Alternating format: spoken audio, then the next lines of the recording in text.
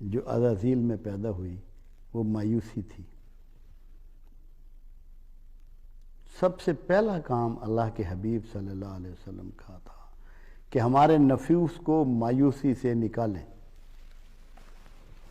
ہماری مایوسی کو دور کریں۔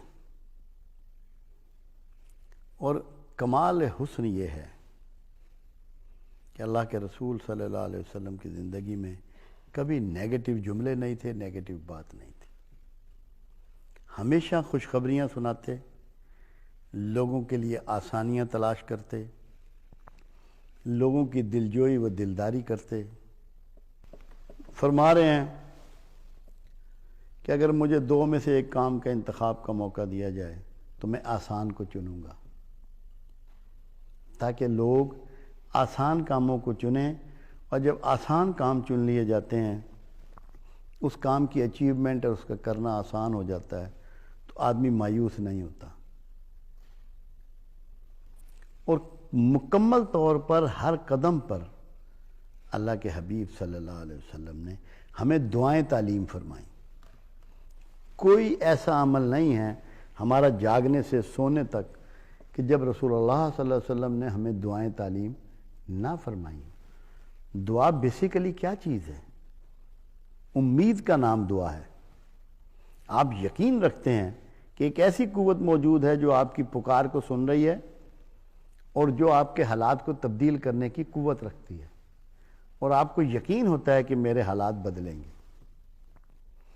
یہ اتنا بڑا کام تھا دعاؤں کی تعلیم کہ لوگوں کو نئے سرے سے ایک زندگی مل گئی، لوگ پر امید ہو گئے ہر معاملے میں، اپنے زندگی کے جو روزمرہ کے ان کے مشاغل تھے اس میں بھی، اور جو آنے والی زندگی ہے جس کی نوید اللہ قرآن حکیم میں بارہا دیتا ہے، اس کے رسول صلی اللہ علیہ وسلم دیتے ہیں، اس میں بھی امید بندھا دی لوگوں کی۔ اور اصول بھی یہ ہے، بالکل واضح اصول ہے، دنیا میں جتنے کرائم آج ہو رہے ہیں یہ وہ لوگ کرتے ہیں جو اپنے فیوچر سے، اپنے پریزنٹ سے نا امید ہو چکے ہیں۔ جو شخص امید رکھتا ہے آگے بڑھنے کی، سکسیسز کی، زندگی میں خوشیاں حاصل کرنے کی، وہ کبھی بھی جرائم نہیں کرتا۔ اللہ کے رسول صلی اللہ علیہ وسلم نے کبھی نیگیٹو بات نہیں کی، اور خود مالک کہتا ہے کہ میں نے کچھ بھی باطل نہیں بنایا، اور اس نے اپنا تعارف پروردگار عالم نے کبھی جبار اور قہار کے طور پر نہیں کروایا۔ اللہ کا جب بھی تعارف ہے الرحمن الرحیم ہے۔ اس سے بڑی کیا خوشخبری ہے؟ مایوسی سے نکالنا۔ ایک شخص آیا اور رسول اللہ صلی اللہ علیہ وسلم سے کہا، بدو تھا، اے اللہ کے نبی مجھ پہ اسلام کو پیش کرو۔ اللہ کے رسول صلی اللہ علیہ وسلم نے سورہ فاتحہ کی تلاوت شروع کی، تو جب آپ اس پر آئے الرحمن الرحیم مالک یوم الدین، وہ کہنا رک جائیں۔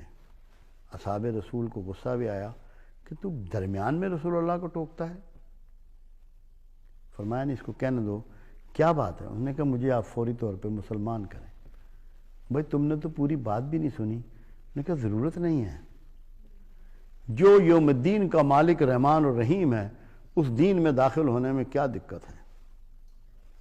یہ ہے مایوسیوں کو دور کرنے کے روٹس جو اللہ کے رسول صلی اللہ علیہ وسلم نے ہمیں دی۔